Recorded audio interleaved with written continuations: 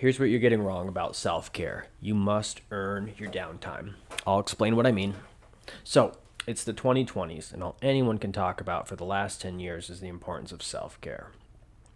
It's this magical panacea that people will spontaneously invoke whenever you come to them, articulating any level of stress. But what is it? How should we think about it? And could we be conceptualizing it in a way that hurts rather than helps?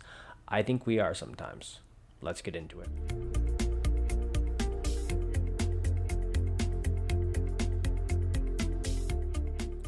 Welcome back to the ACS Mental Health Counseling PLLC YouTube channel. My name is Adam Schwartz, and I'm a licensed mental health counselor in New York, specializing in anxiety disorders, men's issues, and relationship coaching. Please like, share, comment, all the YouTube verbs. It is much appreciated. So first, today's topic. First, let's define what I think most people mean when they talk about engaging in self-care. I think most people most often mean getting in some truly stress-free downtime, where they might catch up on sleep, engage in a mindless activity, often on a screen, maybe socialize if they're extroverted and inclined towards that, overindulge in some food, play with their pets, etc. What I've just described here is self-care of a sort, and many people will both enjoy this and need it to some extent. For those of you thinking, yeah, that sounds nice, I'm right there with you. I like little more than food and wasting time on YouTube and spending time with my dogs. So for the purposes of the rest of this video, I'm going to call this passive self-care. And it can be truly great. But there are two definite behavioral caveats that we will want to put around this type of time. And that's what this video is all about. We'll come back to those. But first, I want to contrast this passive self-care with active self-care. Active self-care is more difficult and intentional.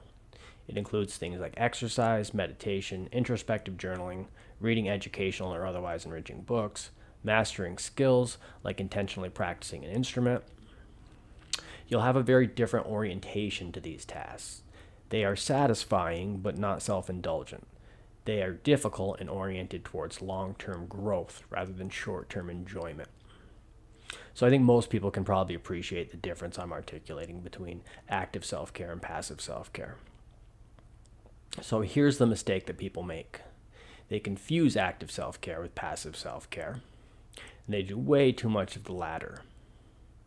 So have you ever just had a truly unoccupied long weekend? Just 3 days in which nothing was required of you, and during which time you entirely complied with these demands, which is my fancy way of saying you did nothing. How did you feel by the end of it? Really think back and reflect. You might have felt a little dejected, a little blue, a little guilty by the end of this time, a little useless. We've all been there. If you are engaged in passive self-care for too long, it not only has diminishing returns in terms of enjoyment, but it begins to actively make you feel bad about yourself and how you are spending your time. But I did also say that this kind of passive self-care is not only permissible, but that many people will need it. It's a seeming contradiction, but I have a solution. You must earn your downtime. That's the phrase I use with my clients. When you do this, your downtime will be much more enriched rather than actively shame-inducing. And wouldn't that be nice? So how do we do this? That's the topic of the day. If it's a normal work day, then it's pretty easy. Go to work when you get up. Do your best to have a productive and satisfying day. Practice gratitude where you can and find motivation when possible. Broadly speaking, the external demands of your employment contract and your need to pay your bills will motivate you adequately. Take note, though, how after such a day, it actually feels really good to be self-indulgent and to waste a bit of time. Why? Because you've earned your downtime. Now consider if it is not a normal work day.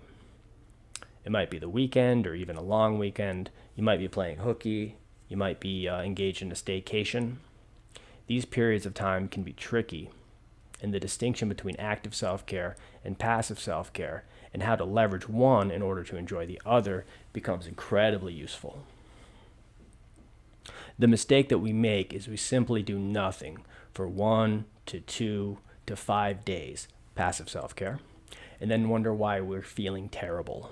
Remember, so much of a human's positive emotion is leveraged by setting things in order, completing tasks, Fighting entropy is the phrase I use with my clients. The secret is to put your active self-care at the beginning of your day and to use that to earn your passive self-care towards the end of your day. So, as an example, this is how I handle a day off. I'm not a morning person by any stretch of the imagination, and one of the best things about a day off is getting up when you like. So get up as needed, but ideally without an alarm. Enjoy a coffee, let the dogs out, spend some time on YouTube, watch some ACS mental health videos. But don't spend too much time in this stasis. After an hour or two, it's time for active self-care. For me, this will be exercise for about an hour, then supplements, talk to your doctor before making any such changes, then shower, then some chores and projects. I read at least a page of each book that I'm currently reading, and usually an errand, because it's really good to get out of the house. Now, by the time all this is accomplished, you have likely built up a fair amount of positive emotional energy, just by dint of setting productive goals and accomplishing them. Even though the ones I articulate here are pretty simple and pretty straightforward. You'll be feeling okay, and you'll have earned your passive downtime. So now's the time to take it. As I said, it can be very important. So, be self-indulgent the rest of the day. Order some food, watch some YouTube, waste some time, play a video game. The simple genius of this approach is that you'll now enjoy this downtime significantly more than if you had simply gone straight to it and allowed it to go on to the point of diminishing returns, or worse yet, to active discontentment. It also is, I believe, significantly better to do it in this order, with active self-care first, then followed by passive self-care. So think about it. If you do it in the opposite order and engage in passive downtime for 4 to 5 to 6 hours, what is looming over that entire experience?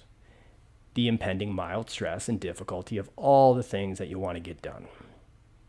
Now, that isn't the end of the world, but wouldn't you rather not infect your headspace during your passive self-care with the thoughts and concerns of your more difficult and intentional active self-care? I've done it both ways, and for me at least, it's a much better experience to do the difficult things first, receive the neurochemical boost for completing those tasks, ride that metaphoric high, and then enjoy the increased richness of your passive downtime without having the looming threat of impending tasks. Try it. Set up a morning routine like the one I shared with you. Make it your own, but make sure the activities contained therein fall into the category of active self-care and/or productive tasks. Put them on a list in a to-do list app or habit building app and check them off that list. That's a very satisfying experience in and of itself. Then, relax mindlessly with the things you would have done unintentionally, the passive self-care. You'll find it makes for a day off with a lot more actual enjoyment. And that's what we want. Life is all about improving moments. It's a simple hack, but it works. All right, all the best, and I'll see you in the next video. Thanks for joining me.